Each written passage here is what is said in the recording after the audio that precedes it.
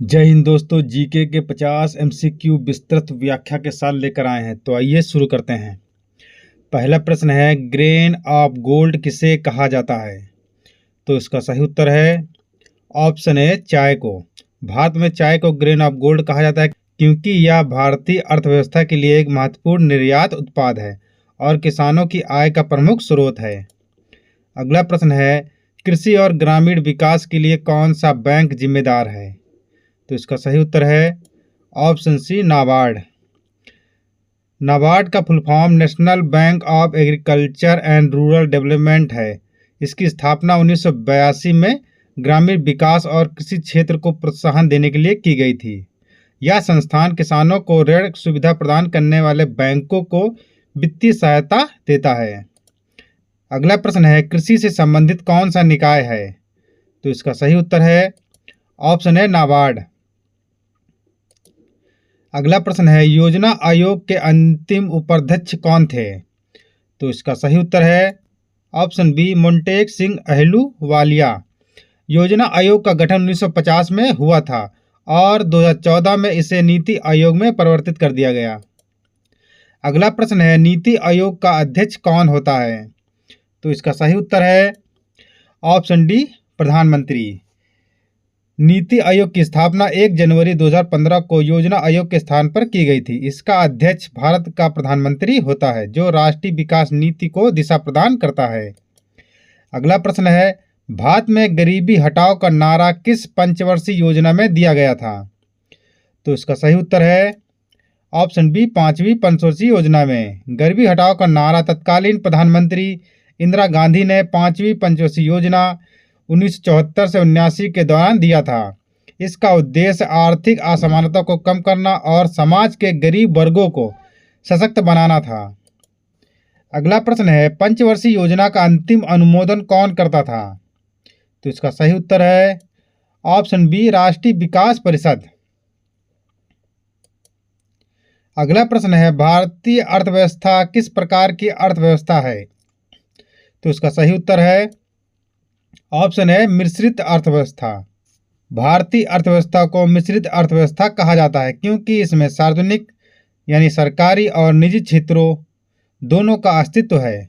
इससे आर्थिक और विकास और सामाजिक कल्याण दोनों को संतुलित किया जाता है।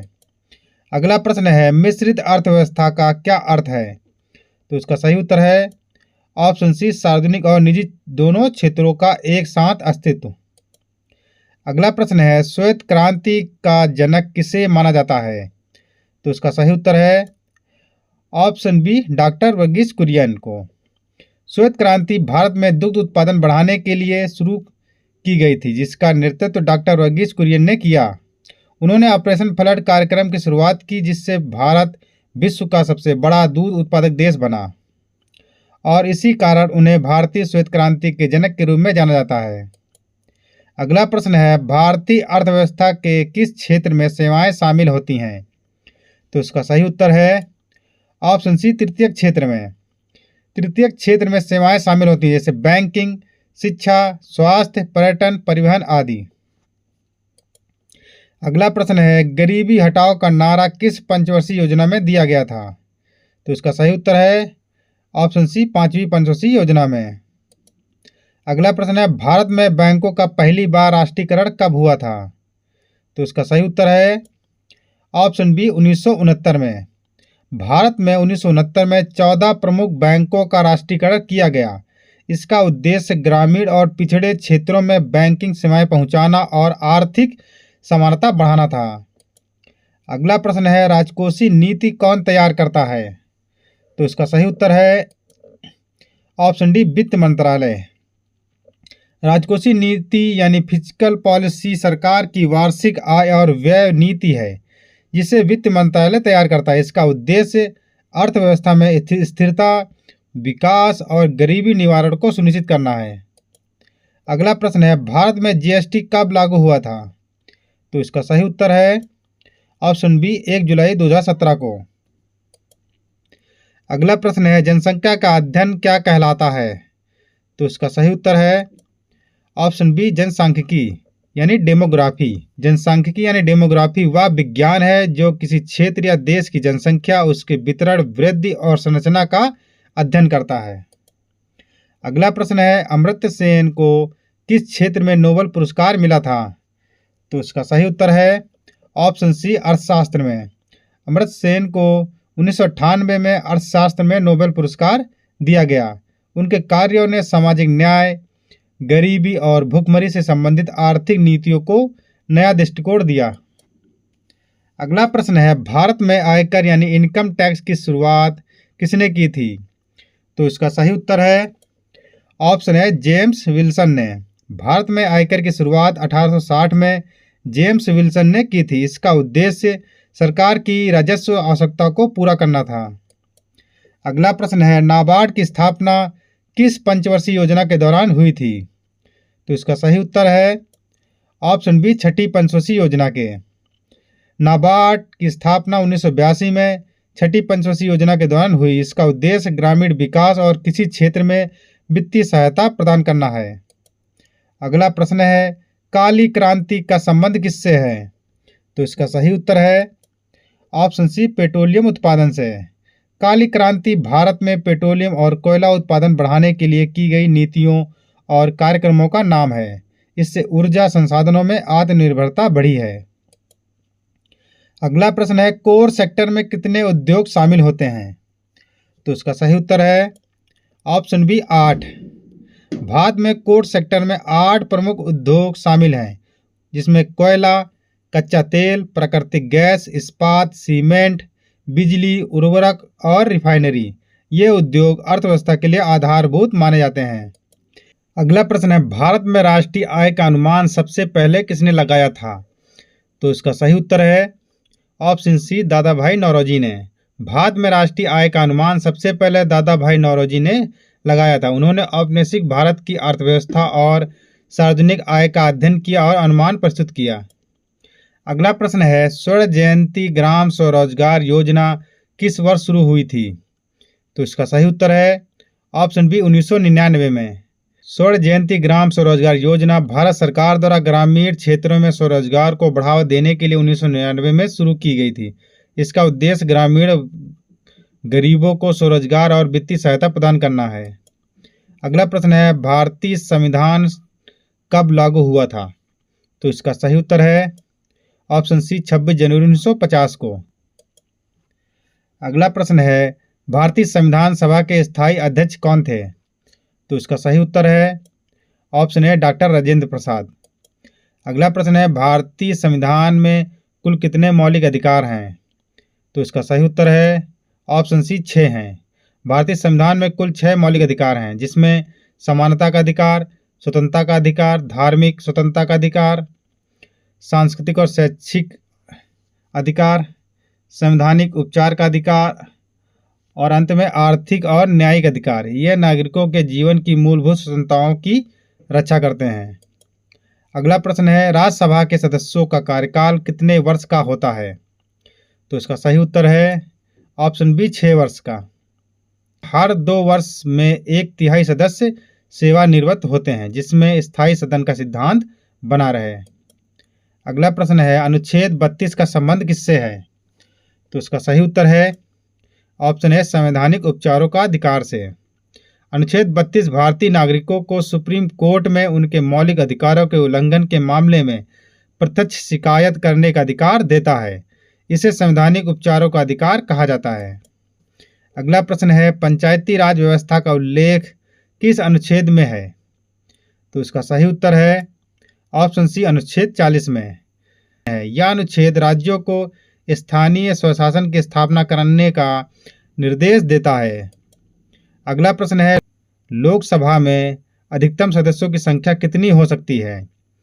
तो इसका सही उत्तर है ऑप्शन बी, 552। भारतीय संविधान के अनुसार लोकसभा में अधिकतम सदस्य संख्या 552 हो सकती है। 530 सदस्य राज्यों से, 20 सदस्य केंद्र शासित प्रदेशों से और 2 सदस्य राष्ट्रपति द्वारा एंग्लो भारतीय समुदाय के लिए नामांकित हैं। अगला प्रश्न है, संविधान संशोधन की प्रक्रिया किस देश से ली गई है? तो इसका सही उत्तर है ऑप्शन बी दक्षिण अफ्रीका से।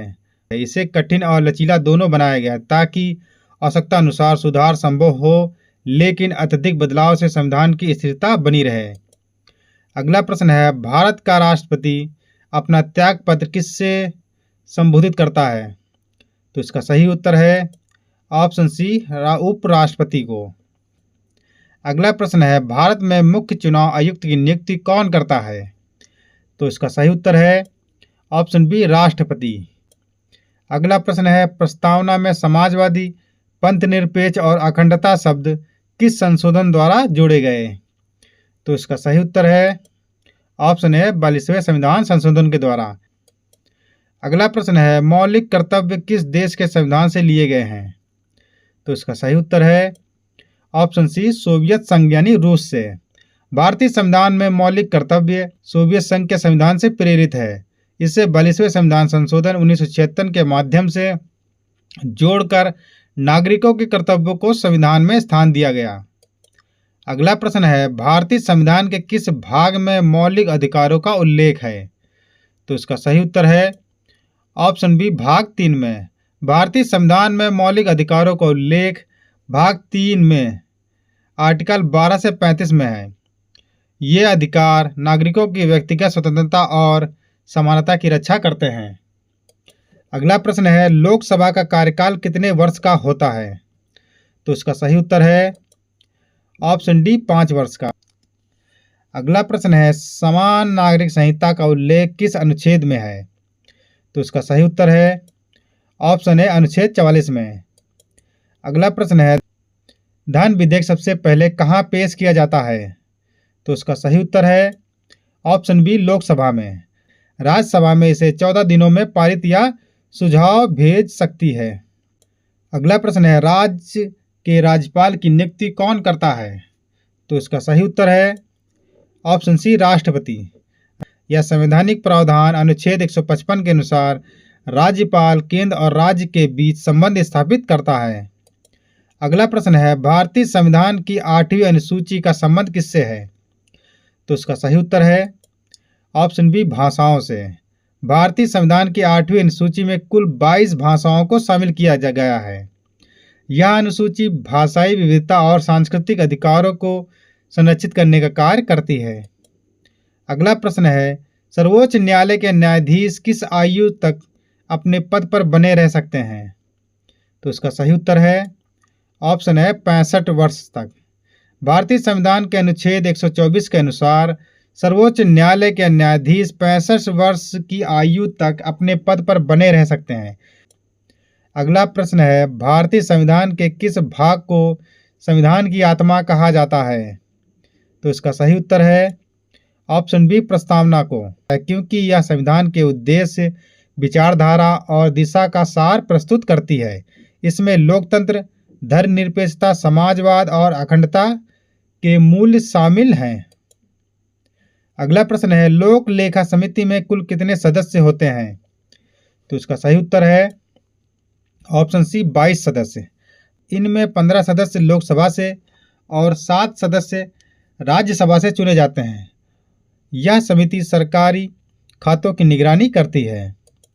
अगला प्रश्न है, भारत में पहली बार पंचायती राज व्यवस्था किस राज्य में लागू हुई थी? तो इसका सही उत्तर है ऑप्शन बी राजस्थान में। भारत में पंचायती राज व्यवस्था पहली बार राजस्थान में 1959 में लागू हुई थी। यह स्थानीय स्वशासन को मजबूत करने और ग्रामीण विकास को बढ़ावा देने के लिए किया गया। संविधान दिवस कब मनाया जाता है? तो इसका सही उत्तर है ऑप्शन सी 26 नवंबर को। संविधान दिवस हर साल 26 नवंबर को मनाया जाता है। इसी दिन 1949 में संविधान को संविधान सभा द्वारा अपनाया गया था। अगला प्रश्न है, भारत में एकल नागरिकता की अवधारणा किस देश से ली गई है? तो इसका सही उत्तर है ऑप्शन है ब्रिटेन से। अगला प्रश्न है, प्रधानमंत्री की नियुक्ति कौन करता है? तो इसका सही उत्तर है ऑप्शन है राष्ट्रपति। भारतीय संविधान के अनुसार प्रधानमंत्री की नियुक्ति राष्ट्रपति द्वारा की जाती है। प्रधानमंत्री को संसद में बहुमत वाले दल या गठबंधन का नेता होना चाहिए। अगला प्रश्न है संविधान सभा की पहली बैठक कब हुई थी? तो उसका सही उत्तर है ऑप्शन सी 9 दिसंबर 1946 को। अगला प्रश्न है संविधान की प्रस्तावना में कितनी बार संशोधन हुआ है? तो उसका सही उत्तर है ऑप्शन है 1 बार। भारतीय संविधान की प्रस्तावना में अब तक केवल 1 बार संशोधन हुआ है। यह 42वें संशोधन 1976 के दौरान किया गया, जिसमें समाजवादी, पंथनिरपेक्ष और अखंडता शब्द जोड़े गए। तो दोस्तों, अगर हमारा वीडियो पसंद आया तो हमारे वीडियो को लाइक करें, हमारे चैनल को सब्सक्राइब करो, ज़्यादा से ज़्यादा वीडियो को शेयर करें। वीडियो देखने के लिए धन्यवाद।